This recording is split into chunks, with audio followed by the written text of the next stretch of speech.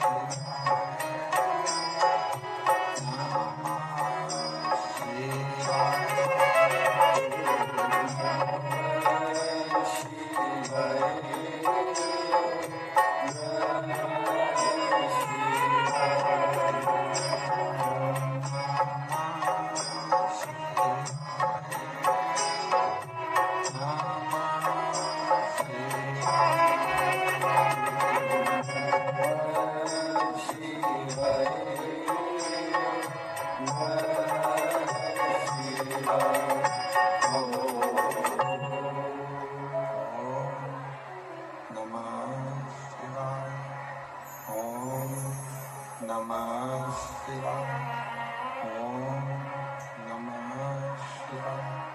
विश्वनाथ भगवान की, महाकालेश्वर भगवान की, ओमकारेश्वर भगवान की, कुबेरेश्वर महादेव की। हर हर महादेव, हर हर महादेव, हर हर महादेव। काशी विश्वनाथ और वर्धनी त्रिकालदर्शी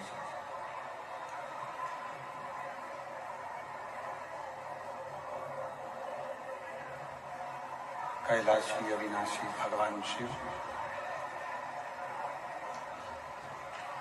जिनकी उन्हीं पावन पवित्र शिव महापुराण की कथा भगवान शिव की कृपा से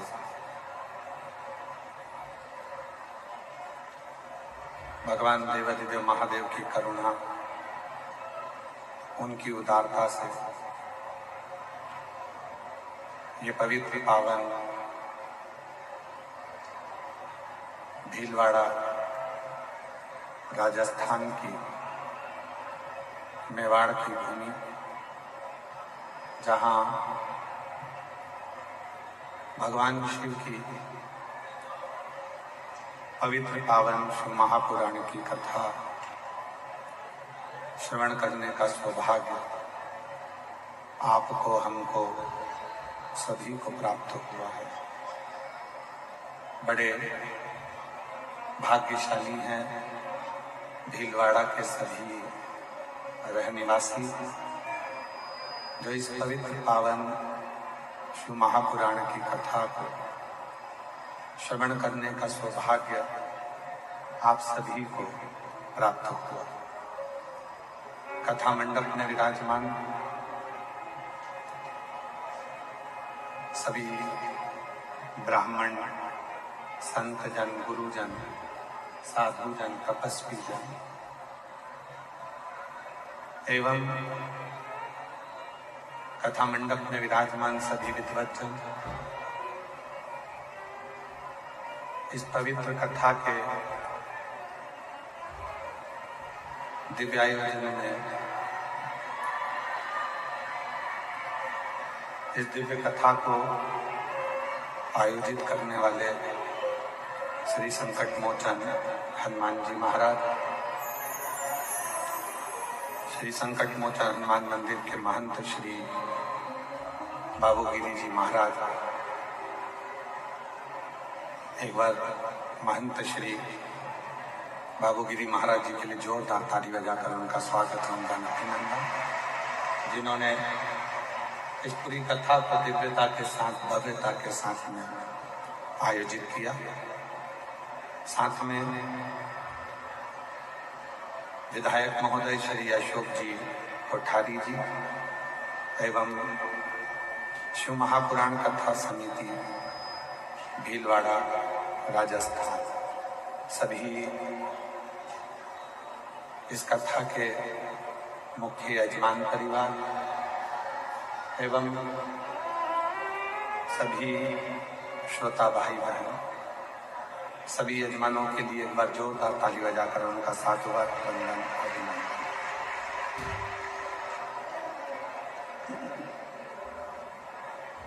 और तेरी कृपा बिना न हिले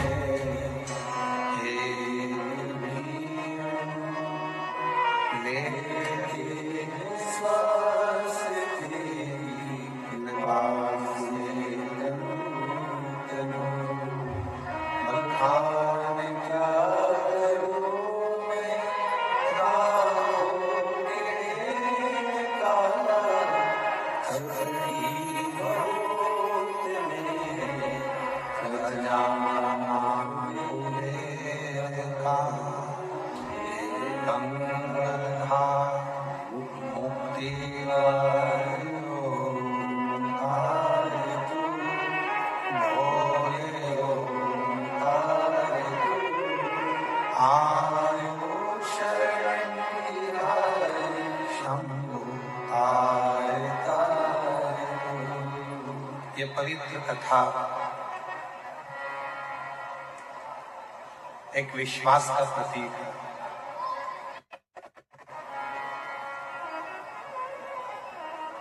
कितना दृढ़ भरोसा, कितना दृढ़ विश्वास आपका शिव के प्रति है।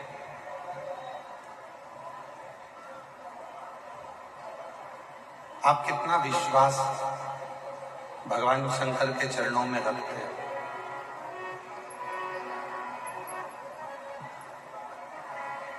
कितना भरोसा आप भगवान शिव के चरणों में रखते हो, यह आप पर निर्भर करता है। पूरी जिंदगी आप जल चढ़ाते रहो और आपका विश्वास ही शिव के प्रति नहीं है तो वो जल का कोई महत्व नहीं।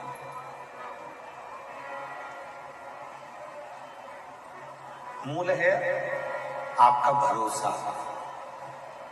मूल है आपका विश्वास।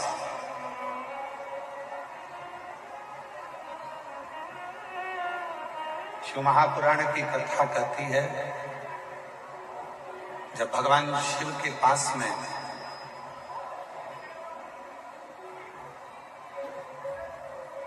एक जीव भी जाता है और यदि वो भरोसे से जा रहा है और ये निश्चित कर कर जा रहा है कि शिव मेरी बातों को सुनेंगे, तो शिव सुनेंगे। और यदि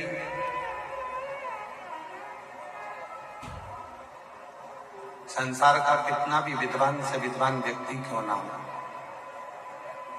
उसकी कितनी भी विद्वत्ता क्यों ना हो, और वो बिना विश्वास के अगर जिंदगी भर भी तप करे, भजन करे, स्मरण करे, तो भी उसका कोई फल नहीं।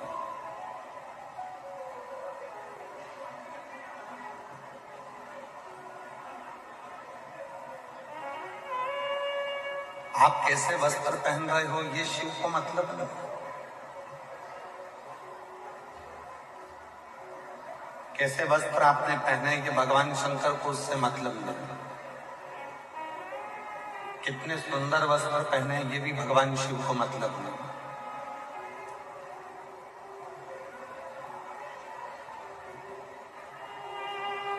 भगवान शिव को यदि आपसे चाहिए तो केवल वस्त्र की सुंदरता नहीं, चेहरे की सुंदरता नहीं, स्वरूप की सुंदरता नहीं। शिव जी को यदि चाहिए तो आपके केवल मन की सुंदरता होना चाहिए और शिव आपको स्वीकार करे।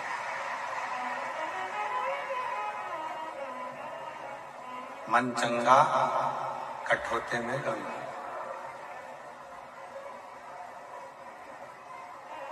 और मन ही क्लीन नहीं है, मन ही साफ नहीं है और सोचे कि हम भगवान शिव को प्राप्त कर लें तो भगवान नहीं।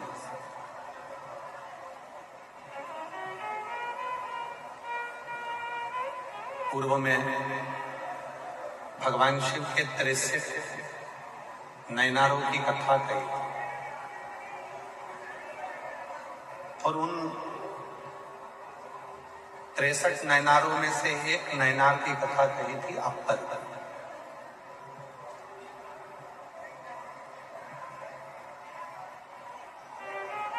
अभी पूर्व में ही कथा में शायद शिरूर की कथा में कहा था अपर का।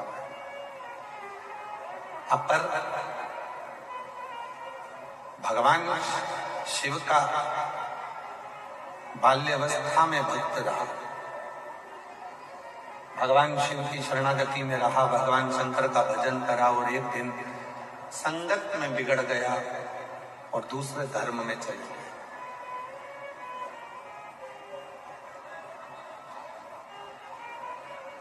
अपना धर्म उसने छोड़ दिया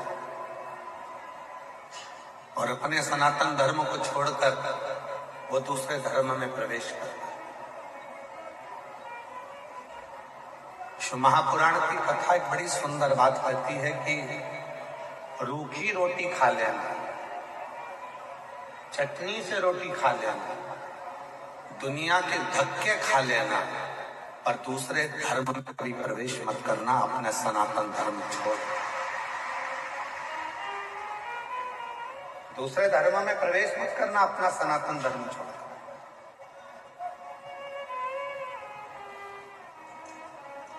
इस सनातन धर्म के लिए, इस सनातन धर्म के लिए तो कई भारत की भूमि के ऐसे शेर हुए जिन्होंने अपना शीश कटा दिया पर धर्म नहीं बदला।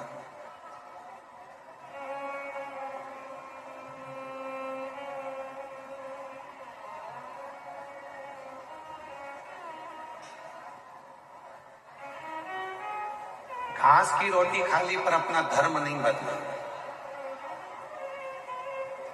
जंगलों में पड़े रहे पर अपना धर्म नहीं बदला,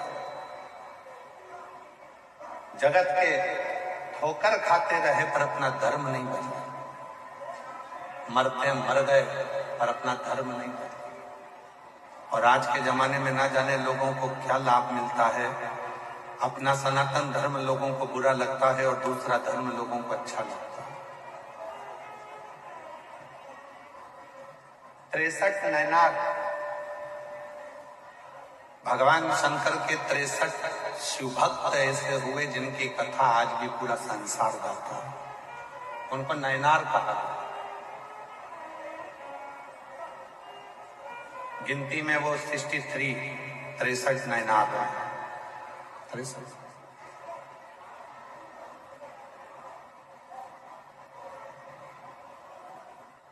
वो 63 नैनार है और उन 63 नैनारों में एक अपर ऐसा नैनार है, ऐसा शिव जी का भक्त है जो अपना धर्म छोड़े और दूसरे धर्म में चले गए। पर दूसरे धर्म में जाने के बाद जब शरीर में रोग आ गया, शरीर में कष्ट आ गया, तो उस धर्म के लोगों ने उसको छोड़ दिया। शरीर अच्छा था तब तक रखा,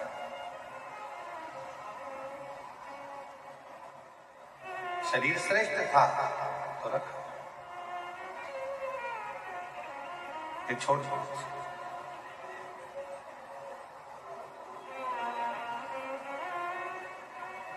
आखिरी में वो अपर नैनार को लगा कि मेरी एक ही बहन है, मरने से पहले मैं अपनी बहन से मिल पाया। और वो नैनार अपनी बहन से मिलने के लिए गया और बहन ने देखा कि ये बहुत बीमार है, रोग हो गया है, इसको दूसरे धर्म के लोगों ने लाकर यहाँ छोड़ दिया है, ये किसी काम का नहीं बचा।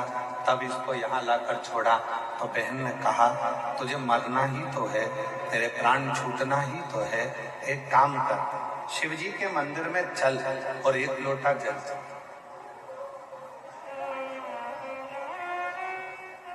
वो अपर नैनार ने कहा कि मैं शंकर जी के मंदिर जाऊंगा तो लोग क्या कहेंगे कि ये पहले तो उस धर्म में चले गया और अब वापिस पलट कर आया और शिव जी के मंदिर जाना चालू कर दिया।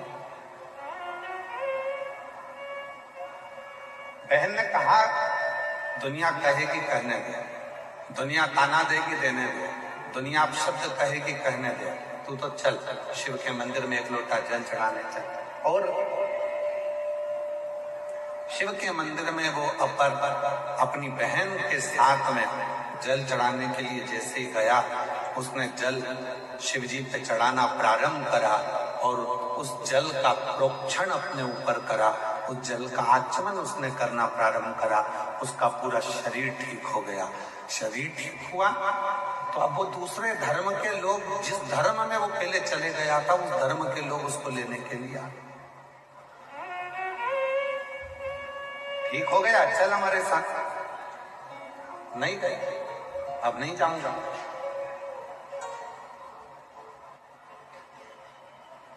जब दुनिया के धक्के खा लेता है इंसान, जब दुनिया की ठोकर खा लेता है इंसान और ठोकर खाने के बाद जब देवाधिदेव महादेव की शरणागति में जाता है, तब उसका जीवन सार्थक हो पाता है।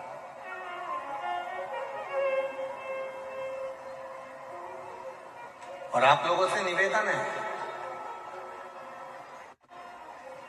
जब सारी दुनिया ने तुमको ठुकरा दिया, हर तरह से तुम हताश हो गए हो, हर तरह से तुम दुखी हो गए हो, तकलीफ में हो गए हो और तुमको कोई सहारा दिखता नहीं हो, आसरा नहीं दिखता हो, तब आखिरी में मेरे महादेव को एक लोटा जल चढ़ाना प्रारंभ करना, सारी राहें तुम्हारे सामने खुलकर सारी।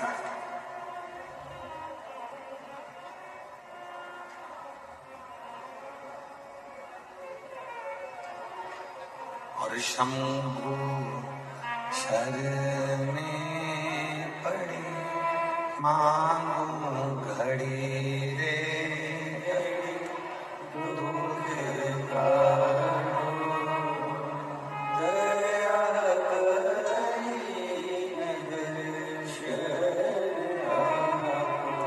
ओ शंभु शरणे मांगू घड़ी रे घड़ी दुख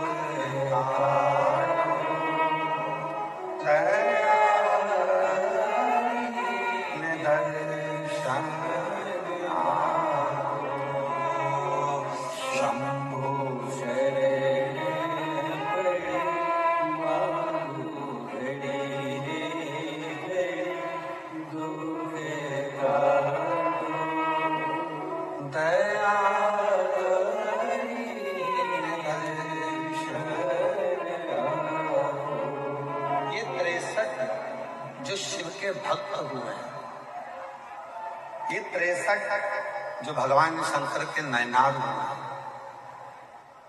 ये 63 जो शिव के उपासक हुए, इनकी कथा केवल कथा नहीं है, इनकी कथा हमारे जीवन में एक उद्देश्य, हमारे जीवन का एक लक्ष्य, हमारे जीवन की एक मंजिल निश्चित करती है,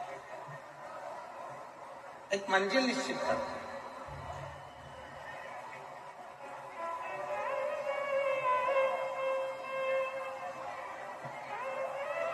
ये 63 नैनारों की जो कथा है ये हमारे जीवन में एक बल उत्पन्न करती है, हमें बल देता है, हमें अविरल भक्ति प्रदान करती है। क्यों? ये मीराबाई की कथा, कन्माबाई की कथा, नामदेव जी की कथा, तुकाराम जी की कथा, रामकृष्ण परमहंस जी की कथा, श्री रामानंद स्वामी जी की कथा, निम्बाकराचार्य जी की कथा, श्रीमद् वल्लभाचार्य जी की कथा, ये जितने भी भारत की भूमि के जो संत हुए हैं इनकी संतों की कथा हम क्यों सुने, क्यों श्रवण करते हैं? जिससे हमारे भीतर भक्ति प्राप्त हो, भक्ति का बल बढ़े। पर सुनोगे तो ही तो भक्ति का बल बढ़ेगा। जिसने जिंदगी में सुन लिया उसी ने जिंदगी में बहुत कुछ कर लिया, और जो सुनकर ही नहीं चला तो उसने अपनी जिंदगी को केवल बर्बाद कर दिया। सुने ही नहीं। पर क्या सुनना है, कैसे सुनना है और क्या सुनकर अपनी जिंदगी में उतारना है, ये आपको आना चाहिए। ये कोई सिखाने वाला नहीं होगा आपको कि आपको क्या सुनना है और क्या नहीं सुनना और क्या अपनी जिंदगी में उतारना। अयोध्या में एक थी मंथरा, लोग कहते हैं उसने कैकेयी की बुद्धि बिगाड़ी। शिव महापुराण की कथा श्री रामचरितमानस का छोटा सा संवाद लेकर चलती है। ऐसा नहीं कि राम कथा शिव महापुराण में नहीं है, छोटा सा संवाद रामचरितमानस का शिव महापुराण में वर्णन है। एक मंथरा अयोध्या के राज्य को डिगाने के लिए मंथरा ने केवल कैकेयी के कान नहीं भरे, मंथरा सबसे पहले गई कौशल्या जी के पास।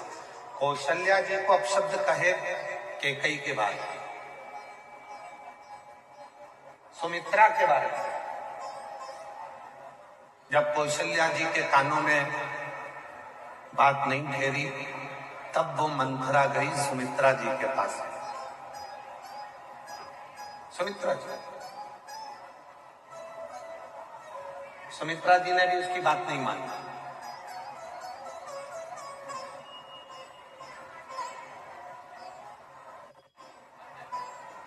माता सुमित्रा भी उसकी बात नहीं मानी। तब वो मंथरा गई कैकेयी के पास और कैकेयी ने उसकी बात को माना। अब देखिए जरा, मंथरा पहले कौशल्या जी के पास गई, कौशल्या जी ने बात को नहीं। मंथरा फिर सुमित्रा जी के पास गई, सुमित्रा जी ने बात को।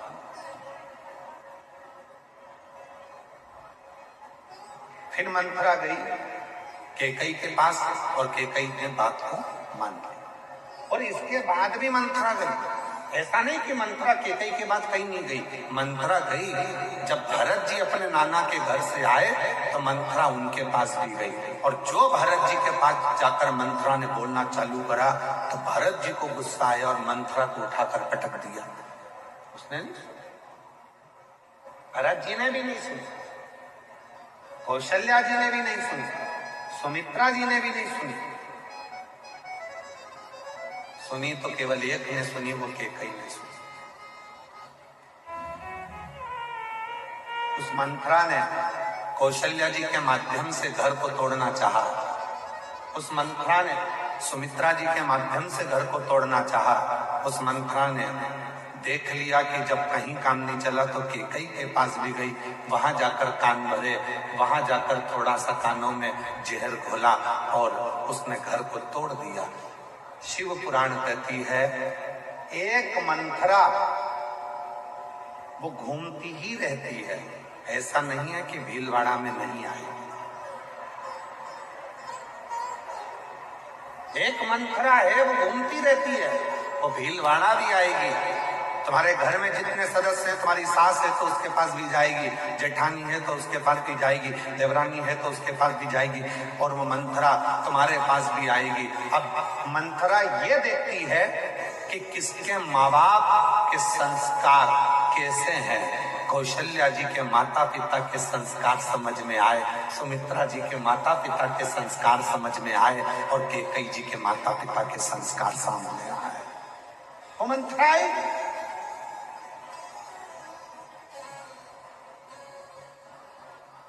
मंथरा जानती थी कि कैकेयी के माता साधारण नहीं थी। आप सभी ने रामचरितमानस में स्मरण करा होगा, कैकेयी के पिताजी को, कैकेयी नरेश को एक वर था। कैकेयी नरेश को एक वर था, कोई पक्षी अगर आपस में बात करेंगे तो वो सुन लेते थे कि बात क्या कर रहा है। कोई पशु आपस में बात करते थे तो वो सुन लेते थे कि बात क्या कर रहा है। कोई जीव जंतु आपस में बात करते थे तो कैकेयी नरेश को मालूम पड़ जाता था कि बात क्या कर रहा है। ये वर कैकेयी नरेश को था और कैकेयी नरेश को वर के साथ में एक और वचन था, कैकेयी नरेश तुम पक्षियों की बात सुन लोगे, तुम पशुओं की बात सुन लोगे, तुम जीव जंतु की बात सुन लोगे, पर तुमने अगर किसी को बता दिया कि ये पक्षी आपस में क्या बात कर रहे हैं, उसी दिन तुम्हारे प्राण छूट जाए, उस दिन तुम मर जाओगे, तुम्हारे प्राण चले गए।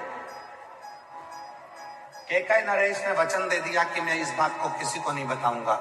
कैकेयी नरेश आराम से रहने लगे। समय बीत गया। एक दिन अपनी पत्नी के साथ में कैकेयी नरेश माता कैकेयी की माता के साथ में कैकेयी नरेश अपनी पत्नी के साथ में भ्रमण को चले और दो पक्षी आपस में बात कर रहे थे और कैकेयी नरेश उनको सुनकर हंस दिया। तो कैकेयी की माता ने उनसे कहा, आप क्यों हंसे? पति ने कहा, ये दोनों पक्षियों की बात सुनकर हंसा। तुम बात जानते हो? हाँ। मुझे बताओ कि आखिर हंसे क्यों? कैकेयी नरेश ने कहा, मैं बता नहीं सकता, अगर मैंने तुझे बता दिया तो मैं अभी के अभी मर जाऊंगा। पत्नी कहती है, भले अब भी मर जाओ, पर तुम मुझे बताओ कि तुम हंसे क्यों? क्या बात करी पक्षियों ने? तो कैकेयी नरेश ने बहुत समझाया अपनी पत्नी को कि मैं बताऊंगा और मर जाऊंगा, पर कैकेयी नरेश की पत्नी ने जिद पकड़ ली कि भले मर जाओ पर तुम मुझे बताओ। तब कैकेयी नरेश ने दोनों पक्षियों की बात जैसे ही अपनी पत्नी को बताया, बताते से कैकेयी नरेश के प्राण छूट गए, मर गया। मंथरा जानती थी माता पिता के संस्कार एक ऐसे संस्कार होते हैं जो जीवन में हमेशा अपने भीतर रहते हैं। इसलिए मंथरा आएगी, तुम्हारे को भड़काने का प्रयास करेगी। बहू तुम्हारी गलत है, सास तुम्हारी गलत है, बेटा ऐसा है, बड़े बेटे ने ऐसा कर दिया, छोटे बेटे ने ऐसा कर दिया, उसने वैसा कर दिया, उसने वैसा कर दिया। ये मंथरा धीरे धीरे धीरे धीरे स्लो पॉइजन तुम्हारे कानों में देना प्रारंभ करेगी। और याद रखना, ये तुमने जो अगर मंथरा की बात को सुन लिया तो तुम्हारा घर टूट गया, फिर वो घर संभल नहीं पाया, फिर टूट कर ही रह गया, टूट ही। अब कई लोग कहते हैं, गुरुजी मान लो कोई ने अगर हमारे कानों में आकर कुछ कह दिया और हमने सुन लिया और सुनकर हमारा घर टूट गया, तो उस घर को वापस जोड़ना है तो क्या करना पड़ेगा? तो कितनी सुंदर बात कही है, लोहे को काटने के लिए लोहे का प्रयोग करना पड़ता, रोग को मिटाने के लिए दवाइयों का प्रयोग करना पड़ता। उसी तरह अगर तुम्हारा घर दूसरों के सुनने से बिगड़ा है तो तुम्हारा घर शिव महापुराण की कथा सुनने से सुधरना प्रारंभ होगा। सुनने से बिगड़ा, यदि घर सुनने से बिगड़ा है तो सुनने से ही सुधरेगा। दूसरे का कहना सुना, घर बिगड़ा। अब शिव पुराण सुनो, घर सुधरे, घर सुधरे। और ये बात केवल सहजता वाली विषय नहीं है कि रामचरितमानस, शिव महापुराण में जब भगवान शंकर का विवाह माता पार्वती जी के साथ हो रहा था, हिमालय राज ने पूरा साज सजाया था, बहुत सारे कलश लगाए थे, तोरण द्वार लगाए थे, मंडप लगाए थे, पूरा साज सजा हुआ था, पूरा संपूर्ण साज। शिव जी का विवाह पार्वती के साथ।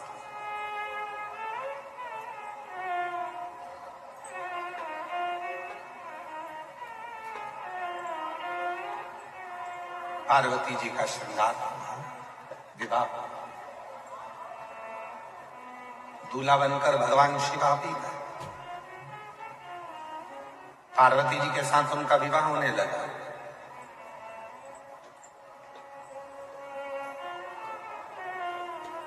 हम आपसे पूछते हैं, शादी के समय पर जितनी लड़की खुश दिखती है उतना लड़का खुश नहीं दिखता। तुम पूरी दुनिया के दूल्हा और दुल्हन को देख लेना, और बल्कि स्टेज पर अगर लड़की ज्यादा खुश दिखती है तो पति का मुंह देखकर बेचारी वो भी मुसद्दी लाल हो जाती है, एकदम चुप। ज्यादा हंसूंगी, मुस्कुराऊंगी, अपनी बहनों से बात करूंगी, सहेलियों से बात करूंगी, इनका मुंह मेंढक की तरह लटका हुआ है तो मुझे भी ऐसे करना पड़े। बोल, चेहरा उतरा।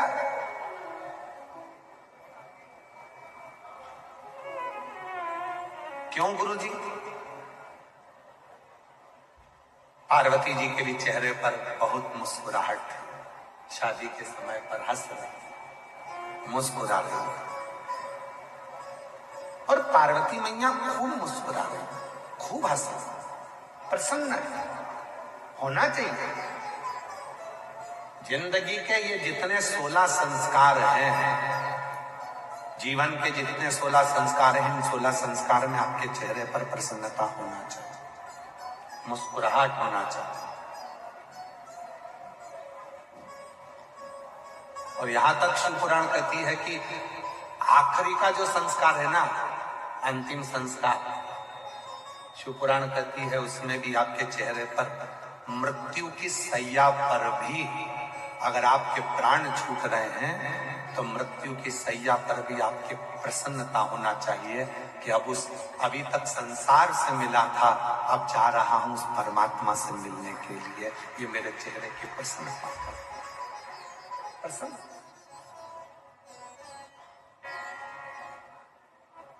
पार्वती जी ने देखा कि शिव जी के चेहरे पर प्रसन्नता नहीं।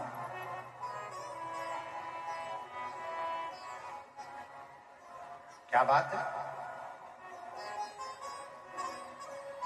एकदम जैसे शंकर भगवान पहले थे वैसे ही आज नजर आ रहे हैं, कोई अंतर ही नहीं दिख रहा। विवाह में तो खुश होना चाहिए, और इनके चेहरे पर तो कोई प्रसन्नता दिख ही नहीं रही। बात क्या?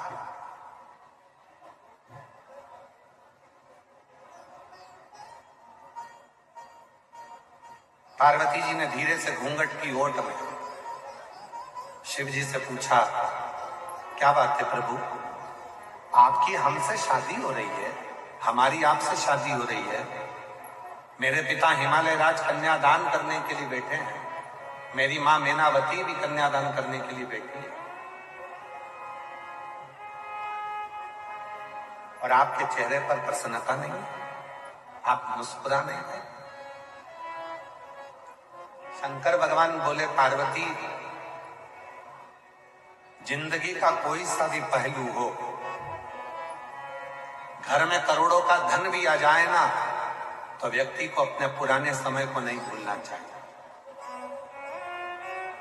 और जिंदगी में कितना भी दुख आ जाए, व्यक्ति को अपने पुराने स्मरण को नहीं भूलना चाहिए। सम रहे, सम सम रहे, हाँ सम। मैं समझी नहीं। शिवजी ने कहा, पार्वती,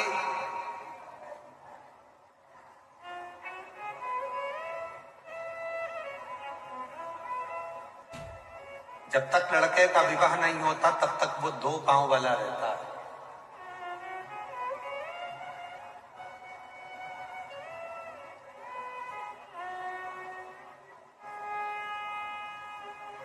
दो पांव का रहता है, कहीं पर भी जाता है, कहीं पर भी आता है, मानव का जीवन जीता है, खाता है, पीता है, रहता है।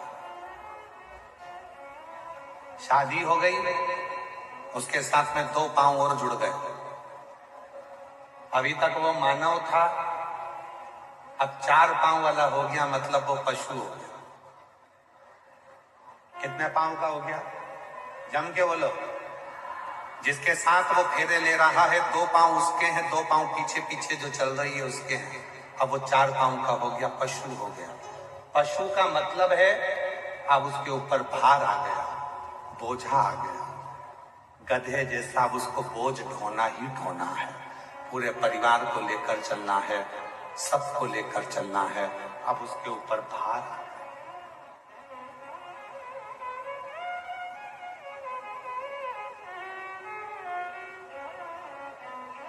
पशु बन गए। दुनिया के लोग कहते हैं शंकर भगवान पशुपतिनाथ है। शिव महापुराण में भगवान शंकर के विवाह का प्रसंग कर रहा है कि भगवान शंकर पार्वती जी से कहते हैं कि केवल मैं अकेला पशुपतिनाथ नहीं हूं। जिस लड़के की शादी होती है और वो अपनी पत्नी के साथ जब 7 फेरे लेता है तो वो भी पशुपतिनाथ बन जाता है, वो भी पशुपति। मतलब अब तेरे ऊपर भी भार आ गया। अभी तक 2 चरण थे, अब 4 चरण आ गए।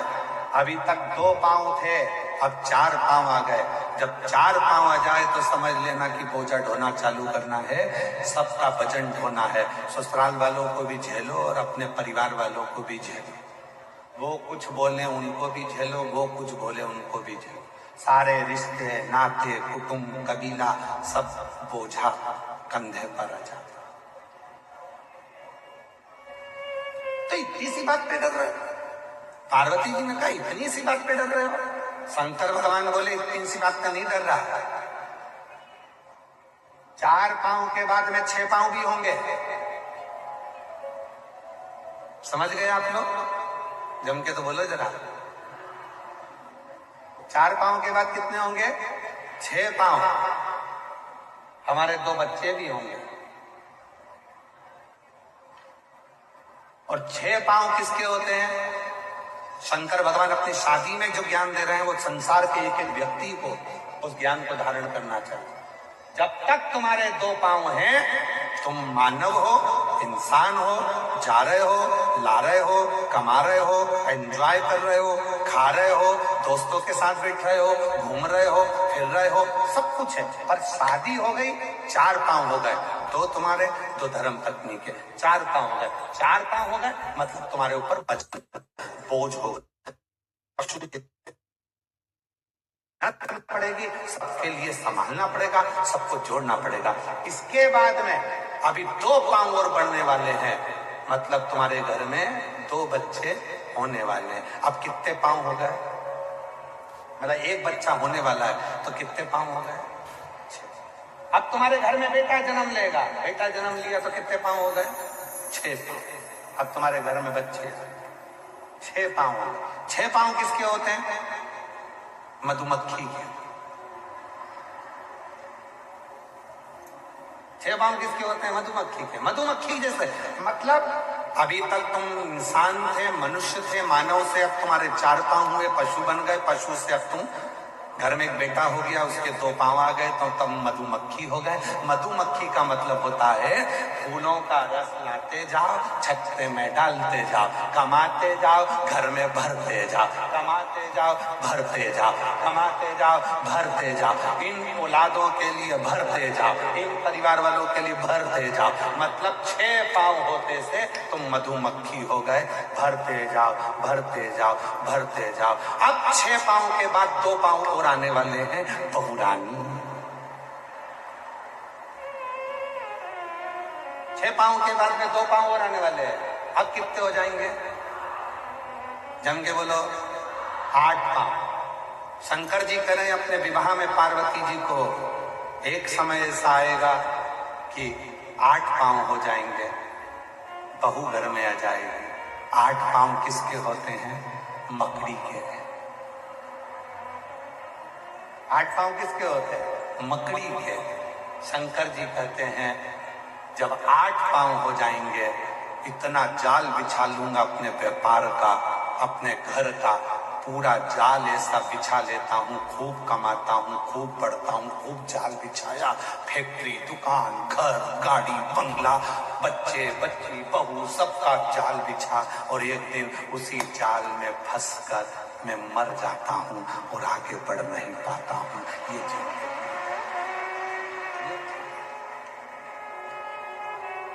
अब बता पार्वती, शादी में मुस्कुराऊं कि एक जैसा रहूं? अब बोलो बोलो, मुस्कुराऊं? वजन बढ़ा, वजन,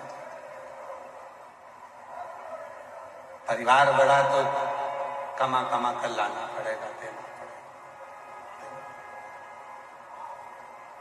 इसलिए शिव जी की कथा कहती है शंकर भगवान सम है, इसलिए उनका नाम है समेश्वर महादेव। शिव सम, समेश्वर, एक जैसे रहते हैं। कोई मन में विचार नहीं, कोई मन में सोच नहीं, कोई मन में विचार नहीं इस तरह का कि मुझे क्या मिले। फिर वो किसी ने एक बहुत सुंदर बात कही कि 4 दिन की चांदनी फिर अंधेरी, फिर वही। दूल्हों को देखो, शादी में जो दूल्हा सबसे ज्यादा नाचता है, बाद में पानी की बाल्टी और दूध की थैली वही खरीदने जाता है।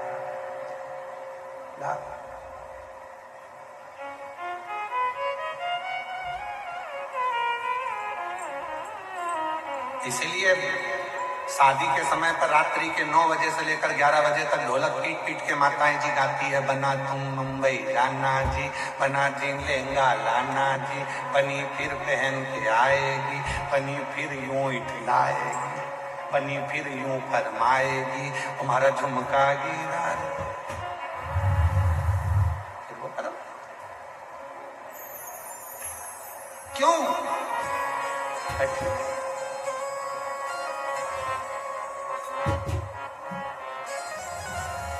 अच्छा, प्रसन्नता किसको हो? प्रसन्नता किसको हो? जिसका पहला विवाह हो रहा हो। तो पार्वती जी को प्रसन्नता हो रही है कि मेरा पहला विवाह है। शिव जी को काय की प्रसन्नता? उनको मालूम है कि मेरी 50 तो पहले चली गई है, ये तो 51 भी है। जो गले में मुंडों की माला है शिव जी के, शंकर जी के गले में 2 मुंड माला होती है।